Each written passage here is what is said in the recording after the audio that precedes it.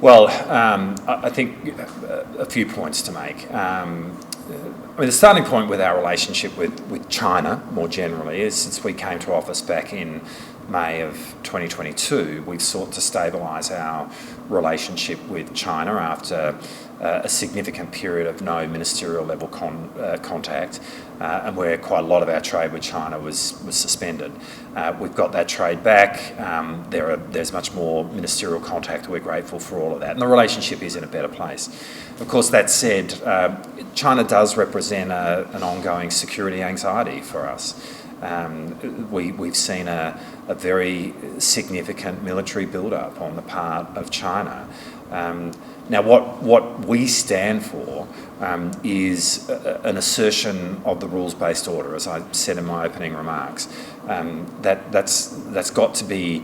It's in the interests of a country like ours, which is deeply invested in a global rules-based order as being the underpinning of how we connect to the world and how our economy works. But as a middle power, a smaller country in that sense, the rules-based order gives us agency. Now, we feel that's under pressure. And that's under pressure here in the Indo-Pacific. It is under pressure we see in the Indian Ocean, and we've worked very closely with India to assert the rules-based order here in the Indian Ocean, and we seek to do the same with Sri Lanka. I think that is very important. I would note the very important statement of the Sri Lankan government that it's not going to allow Sri Lankan territory to be used in any way to undermine India's national interest, national security interest, and we think that's a very important statement in terms of stability in the region and within the Indian Ocean, and that's something that we very much support.